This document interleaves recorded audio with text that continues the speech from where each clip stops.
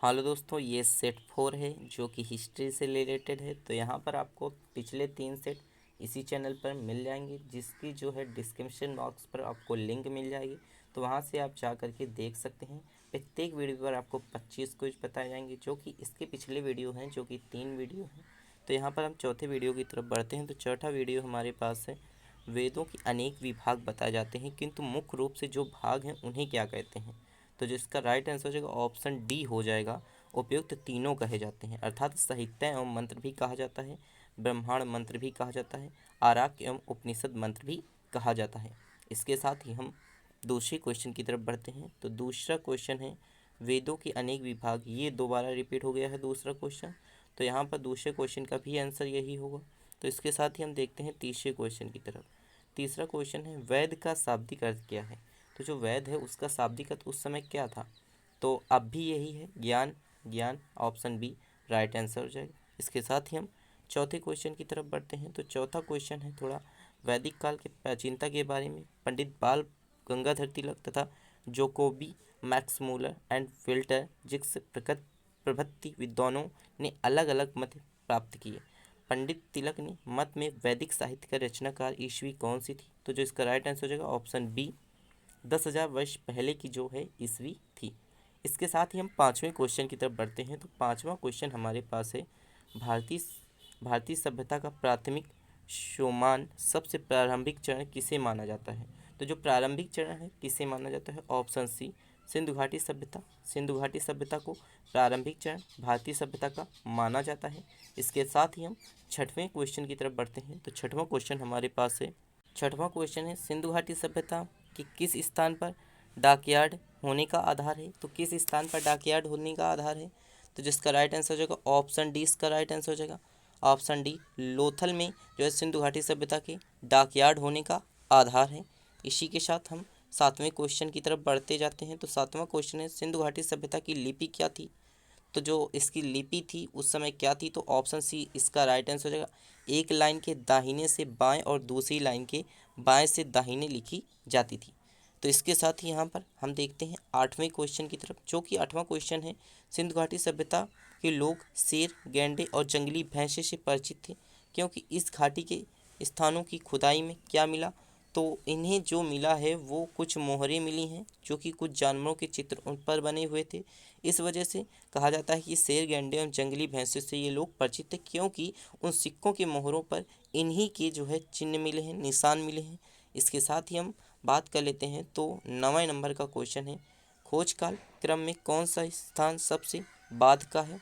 तो जो खोज काल क्रम चल रहा था, जब हड़प्पा सभ्यता की खोज हो रही थी, सिंधु घाटी सभ्यता की खोज हो रही थी, उस समय कौन सा क्रम चल रहा था। तो जो कौन सा क्रम चल रहा था, तो ऑप्शन डी इसका राइट आंसर हो जाएगा, बनवाली जो है इसका राइट आंसर हो जाएगा। इसके साथ ही हम अगले क्वेश्चन की तरफ बढ़ते हैं। तो अगले क्वेश्चन है 10वें नंबर का। 10वें नंबर का क्वेश्चन है, हड़प्पा में खुदाई का काम किसने करवाया था। जो हड़प्पा का सभ्यता के समय की खुदाई का काम किसने करवा रहा था, कौन मतलब उस समय पर उस चीज़ को संभाल रहा था। तो ऑप्शन सी इसका राइट आंसर हो जाएगा, दया राम सनही जो थे, वो हड़प्पा की खुदाई के समय उस काम को संभाल रहे थे, अच्छा उसकी खुदाई कर रहे थे। इसके बाद हम 11वें क्वेश्चन की तरफ बढ़ते हैं। तो 11वां क्वेश्चन हमारे पास है, मोहनजोदड़ो का विशाल स्नानागार किस बात का संकेत है। तो जो विशाल स्नानागार है उस समय किस बात का संकेत है, इस समय के लोग जो जानकारी प्राप्त करें। तो इसका राइट आंसर होगा ऑप्शन डी, उन्नत शहरी नगर योजना का जो है संकेत है।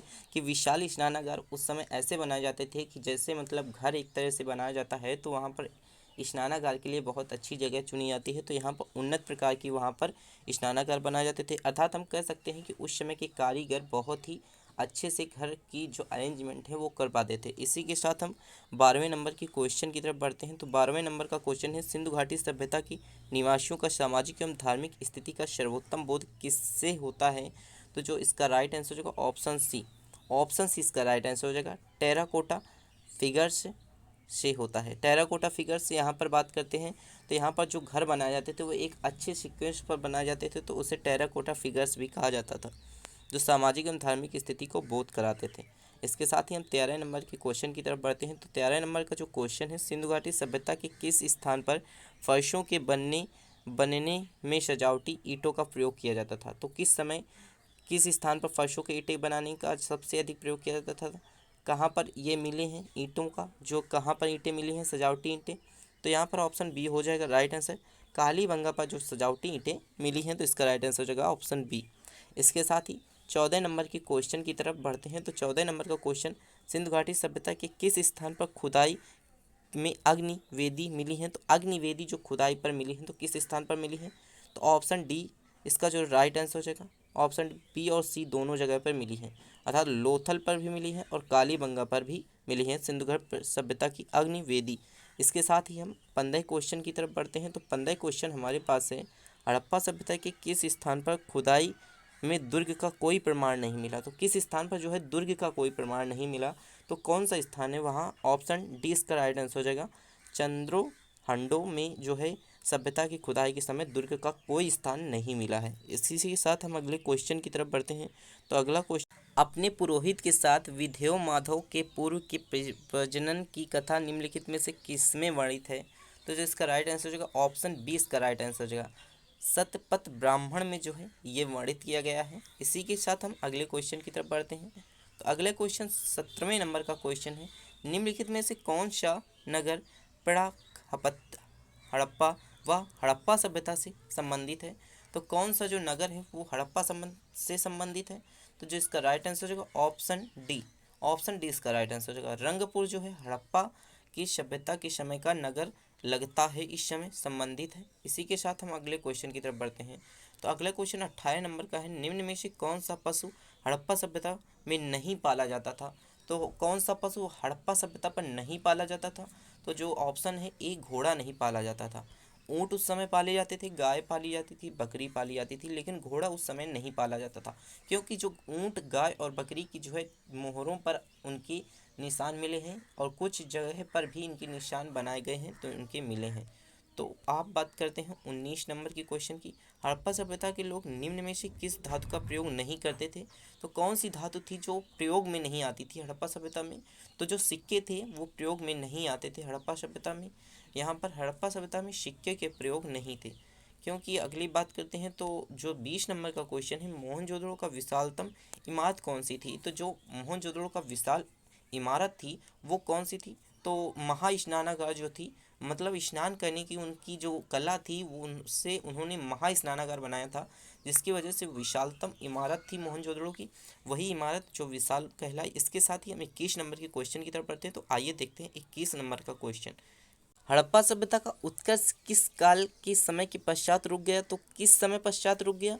तो जो इसका राइट आंसर हो जाएगा हमारा ऑप्शन डी इसका राइट आंसर हो जाएगा। 1900 ईसा पूर्व में जो है रुक गया। इसी के साथ हम अगले क्वेश्चन की तरफ देखते हैं। तो अगला क्वेश्चन 22 नंबर का क्वेश्चन है। 22 नंबर का क्वेश्चन है, सिंधु घाटी सभ्यता की खुदाई में विशाल स्नानागार कहाँ पर मिला था? कहाँ पर मिला है, मतलब कहाँ पर था? तो जो इसका राइट आंसर हो जाएगा option A. Option A, Mohenjodaro पर विशाल स्नानागार मिला है खुदाई के समय। इसी के साथ हम 23वें नंबर के क्वेश्चन की तरफ बढ़ते हैं।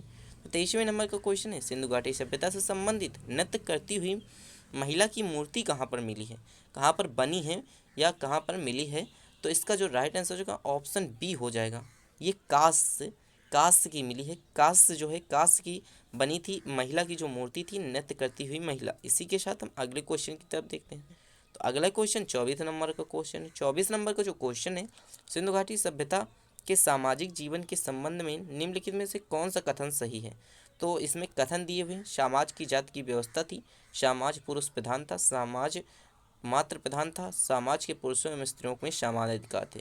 तो जो इसका राइट आंसर लग रहा है ऑप्शन सी लग रहा है। इसका राइट आंसर समाज मातृ प्रधान था। इसी के साथ हम अगले क्वेश्चन की तरफ बढ़ते हैं। तो अगले क्वेश्चन हमारे पास है, मोहनजोदड़ो नगर की खुदाई में सबसे महत्वपूर्ण सार्वजनिक स्थान प्राप्त हुआ, कहाँ पर प्राप्त हुआ?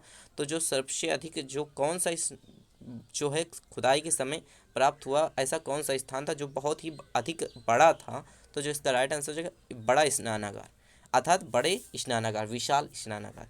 तो अगर आपको हमारी वीडियो अच्छी लग रही हो तो वीडियो को लाइक करके चैनल को सब्सक्राइब भी कर लीजिएगा। सब्सक्राइब करने से हमें मोटिवेशन मिलता है कि हम और अधिक वीडियो आपके साथ शेयर करें, जिससे आपको और अधिक नॉलेज मिले। तो फॉर दिस कमेंट, और अपना कमेंट भी छोड़िएगा, क्योंकि कमेंट से ही हमें मोटिवेशन भी मिलता है। इसके साथ ही हम देखते हैं कि कौन सी वीडियो आपके लिए अच्छी है, जो कि आपके साथ शेयर करें। Thanks for watching this video.